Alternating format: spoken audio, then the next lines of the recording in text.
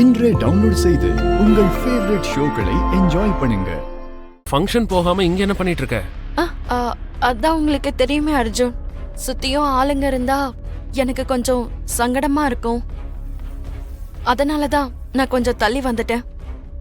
சரி சரி லக்ஷ்மி, நான் இப்ப அர்ஜென்ட்டா போயாகணும். சுண்ணுவை மட்டும் நீ பாத்துக்கோ, சரியா? சரிங்க அர்ஜுன்.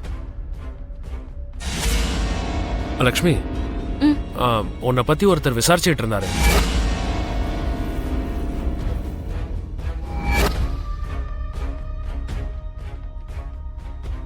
என்ன பத்தியா? யார் விசாரிச்சாங்க? என்ன விசாரிச்சாங்க? எதுக்கு விசாரிச்சாங்க?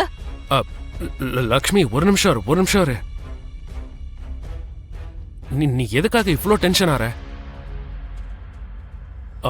பதட்டப்படுற அளவுக்கு பெரிய விஷயம் இல்ல.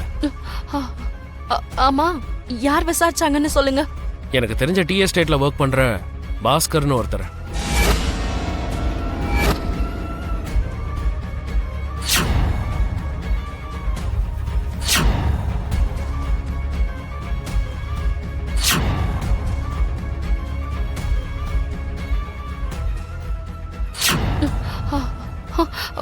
உங்ககிட்ட என்ன கேட்டாரு?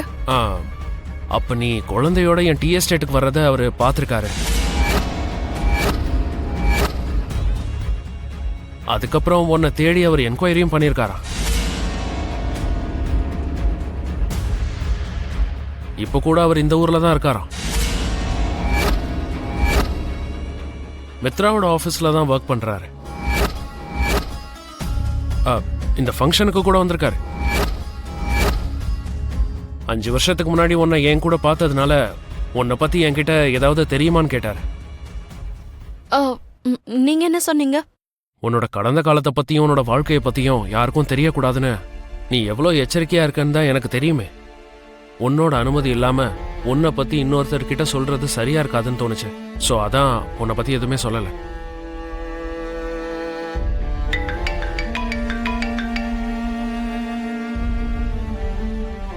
ஹலோ, யா நான் தான் கிளம்பிட்டு இருக்கேன்னு சொன்னேனே. இப்ப ஸ்டார்ட் பண்ணிடுவேன். Okay Lakshmi, don't worry. உன்னை பத்தி நான் அவர்கிட்ட எதுவுமே சொல்லல. சரி, அப்ப நான் போயிட்டு வரேன். லக்ஷ்மி, சொல்ல மறந்துட்டேன். அவர் ஏதோ உன்கிட்ட முக்கியமான விஷயம் சொல்லணும்னு நினைக்கிறாரு. ஏதோ விலை மதிக்க முடியாததை உங்ககிட்ட கொடுக்கணும்னு சொன்னாரு. பார்க்கலாம் லக்ஷ்மி.